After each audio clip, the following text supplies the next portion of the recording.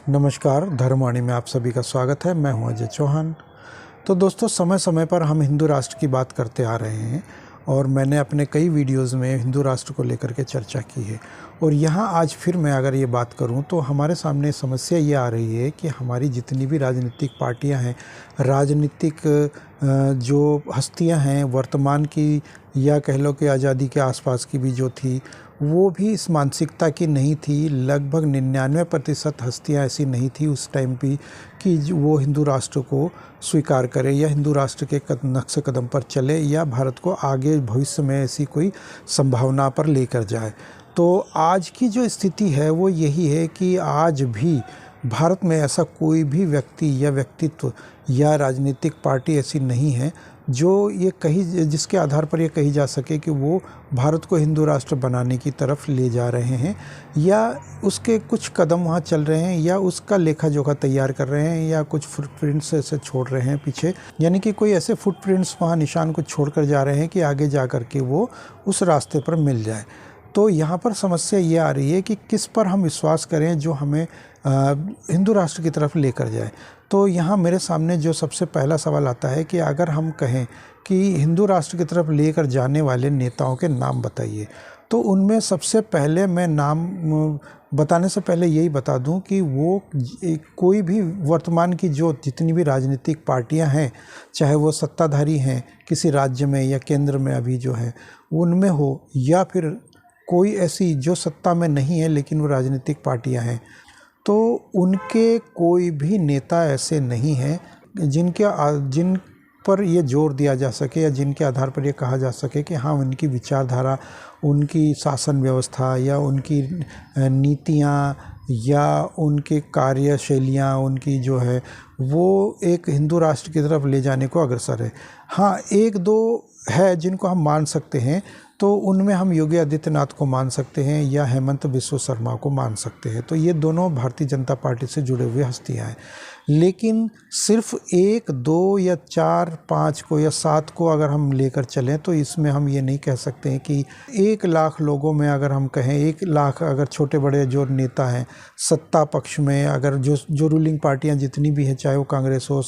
या कोई भी अन्य दल हैं, तो उनके जितने भी मंत्री हैं छोटे मोटे समाज, चाहे वो विधानसभा के हो, लोकसभा के हो, निगम पार्षद हो, कुछ भी हो, अगर मान लो मोटे मोटे 1 लाख लोग हैं तो उनमें मात्र 25 या 50 लोग यदि इस मानसिकता के हैं कि वो हिंदू राष्ट्र को स्वीकार करना चाहते हैं या हिंदू राष्ट्र की तरफ कदम बढ़ाना चाहते हैं, तो हम ना तो उन पर विश्वास कर सकते हैं, ना विश्वास करने लायक बचे हैं, और ना ही हम ये कह सकते हैं कि हाँ, वो जो कर रहे हैं उनकी गतिविधियां जो है वो हिंदू राष्ट्र की तरफ ले जाने वाली है। यानी कि हम खुद मानसिक स्तर पर इस तरह से हम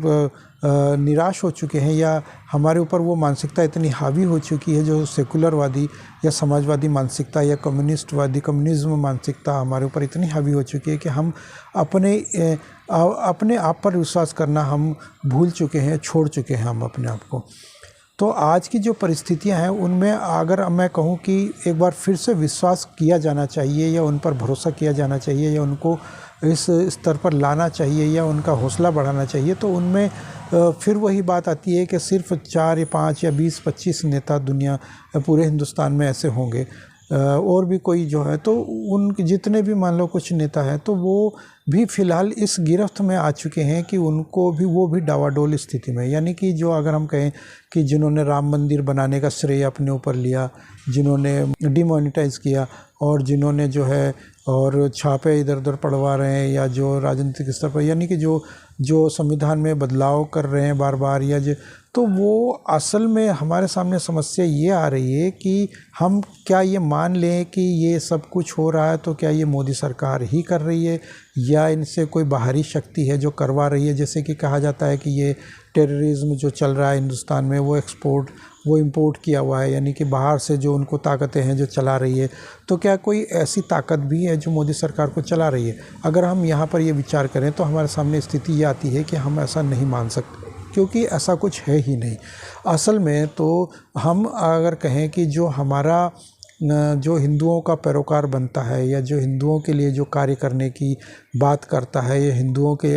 लिए जो मर मिटने को तैयार होने वाली बात करता है, तो वो अगर हम संघ की बात करें तो संघ इसमें बिल्कुल नकारा है, ज़ीरो कह लो, हम शून्य कह लो उसकी गतिविधियां हिंदू राष्ट्र की तरफ जाने की वाली। क्योंकि वो ये कहता है संघ या संघ के सर्वे सर्वा जो हैं या कर्ता धर्ता जो मुख्य प्रमुख लोग हैं उनमें वो ये कहते हैं कि जो हम अखंड भारत बनाएंगे, लेकिन हम हिंदुस्तान नहीं बनाएंगे, मतलब हम हिंदू राष्ट्र नहीं बनाएंगे। असल में ये है कि वो ये चाहते हैं कि अखंड भारत बने। तो अखंड भारत कैसा बने? क्या वो जो अभी वर्तमान में है उसको सिर्फ जोड़े रखना है, ये जो गतिविधियां अभी चल रही है उनको किसी तरह से ख़त्म करके या उन पर काबू पा करके अभी जो जितने भी राज्य हैं भारत के उनको मेंटेन करके रखना है, वही हिंदू राष्ट्र रहेगा? या फिर जो बिखर चुके हैं जैसे बांग्लादेश, पाकिस्तान, नेपाल, भूटान, अफ़गानिस्तान, तो उनको फिर से जोड़ना है, वो अखंड भारत है? असल में अखंड भारत का मतलब तो यहाँ ये होता है कि वापस अखंड भारत में वो उन देशों को जोड़ा जाए जो यहाँ से बिखर कर जा चुके हैं। लेकिन वो ये नहीं कहते कि हम उनको जोड़ेंगे, बल्कि वो ये कहते हैं कि हम अखंड भारत बनाएंगे। तो किस आधार पर वो अखंड भारत की बात करते हैं, यहाँ पर पहले तो उनको ये बात क्लियर करनी चाहिए। दूसरी बात, अगर आप अखंड भारत को छोड़ दें तो आज की तारीख में कोई नहीं चाहता कि अखंड भारत बने, क्योंकि इतना आसान नहीं है अखंड भारत बनाना, और दुनिया में तहस नहस तहलका मच जाएगा, तहस नहस हो जाएगी दुनिया, क्योंकि कोई भी पीछे हटने को राजी नहीं है। और उसके अलावा अगर हम कहें कि हिंदू राष्ट्र ही बनाइए आप, यानी कि सिर्फ हिंदू राष्ट्र जो अभी जैसा है उसको उसी को आप मेंटेन रखिए, और वो उसको मेंटेन रखने के लिए आप सिर्फ हिंदू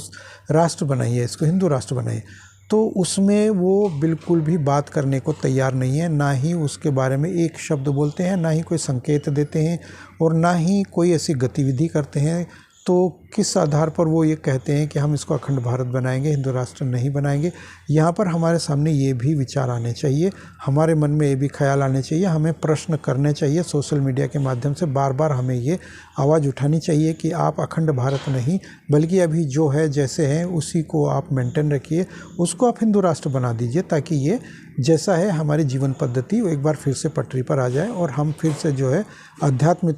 की तरफ अग्रसर हों। और हमें विश्व गुरु नहीं बनना है, हमें सिर्फ अपने देश को ही मेंटेन करके रखना है, कायम रखना है, ना कि इसके आगे भविष्य में जो होने वाले टुकड़े हैं वो 25 साल 20 साल बाद जो टुकड़े होने वाले हैं, मतलब उन टुकड़ों को हम फिर से नहीं होने देना चाहते, हम एक बार फिर से उसको कायम रखना चाहते हैं। और क्योंकि 1947 में जब टुकड़ा हुआ था और अभी 2047 फिर से आने वाला है, तो जिस प्रकार से कहा गया था कि 2047 से पहले ही टुकड़े हो जाएंगे, तो अभी बंगाल इस कगार पर पहुंच चुका है, और हो सकता है कि पंजाब हमारा हो जाए या उधर केरल हो जाए, तमिलनाडु हो जाए, तो इस तरह से हमारा महाराष्ट्र भी एक तरह से उस चाल में चल पड़ा है। तो बहुत हम कह सकते हैं कि कोई बड़ी बात नहीं है कि बहुत जल्दी हम इस रास्ते पर चल पड़ें और हमारा फिर से एक बार जो है अखंड भारत के टुकड़े फिर से होने लग जाए। तो हमें चाहिए कि हम किसी भी प्रकार से अखंड भारत की अवधारणा को अब छोड़ दें और अब हम मान कर चलें कि हमें हिंदू राष्ट्र चाहिए, तो हम हिंदू राष्ट्र की तरफ चलते रहें। यही हमारी विनती है आप लोगों से, और यही मेरी गुजारिश है आम आदमी से, दर्शक हैं उनसे मैं यही अनुरोध करूंगा कि आप लोग जितना जल्दी हो सके सोशल मीडिया की तरफ से आवाज़ उठाइए, सोशल मीडिया में आवाज़ उठाइए और ये कहिए कि हमें अब ऐसा नेता चाहिए, राजनेता चाहिए जो मोदी से भी अच्छा गतिविधि कर सके और हिंदू राष्ट्र की तरफ हमें लेकर जा सके। तो ये थे मेरे आज के विचार। तो मिलते हैं अगली वीडियो में, तब तक के लिए जय श्री राम।